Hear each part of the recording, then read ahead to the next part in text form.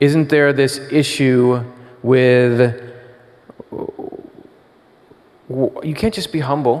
Why should I be humble? It's not true. It's just trying to be nice.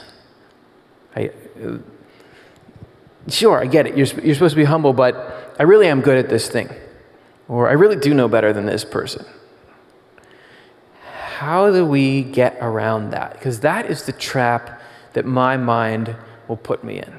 It's like, well, you can't go to that humility. I can immediately feel the effect of humility because you have your own thoughts and feelings that are coming at you and worrying you about life. And as soon as you go, well, this feeling of like, oh, I'm just lucky to have what I have. It's this amazing tool against that stuff. But how do you get there? So there's a lot of levels on which this is true. It's just true physically, if you want to start there. When you did that thing, when you wrote that essay, whatever you did, how do you write? Like, how do you move your arm? Can you explain to me that process? Probably not. Where did you design the process that allows you to write? I'm left-handed, so this is actually how I write. Did you design that process? Even me just saying there, I'm left-handed. Did I choose to, when I was a baby, did I know what left-handed was? Right? So there's that level, but Swedenborg has this awesome explanation of the depth to which this is the case. So God is like the sun, and everything that is good and true, everything that you would want to take credit for, everything that is noble and life-giving is coming out of God and is coming into us. So it's undeniable that people are good at things, but actually, how did you get to be good at that? You can say, well, I worked hard at this, but it's like, in comparison, I can say how I worked out to get in shape, but working out is like you do a few of these, and then this amazing cascade of cellular processes happens that you could not write out. Similarly, the goodness and the truth, and you may think that I'm here trying to take us down a peg, but remember, this is that, I get humbled because once we get into this state where we realize, that God is the one who, from the beginning, thought, hey, I'm going to make Curtis good at this thing, and I'm going to arrange life so that he can get good at it, and I'm actually going to make it so these results happen because, not so that Curtis can feel like he's good at this, but so that I can accomplish something good in the lives of the people that are being touched through that, and that's what actually matters. If we start to get into that state and can understand the gratitude that we have there, not only ability, but morality. Here I am existing. That wasn't my idea. That existence would happen wasn't even my idea. Everything that I'm able to do is done through these systems that I don't understand. God is giving me this life and giving me this personality.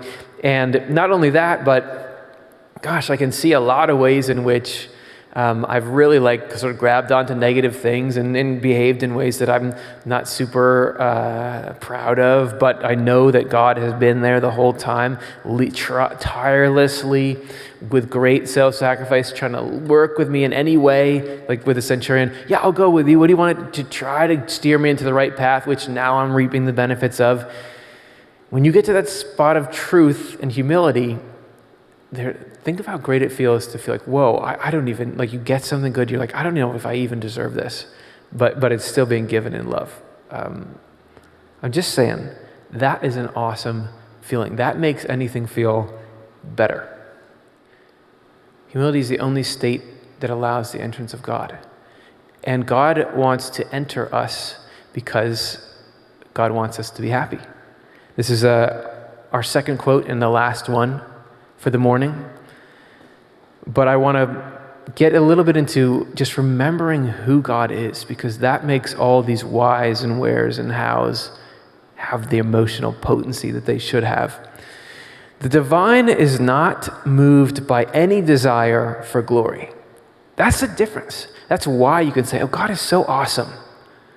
Because in any other endeavor, if somebody's made something that you love, or there's somebody who's doing something important, and you can tell that they really just love the product and they're self-effacing and they give credit to their team and whatever it is, you love that. You love that because they're not stealing. They don't make you feel small. You love that. That's what God is. And God is the only one who is artificially humble.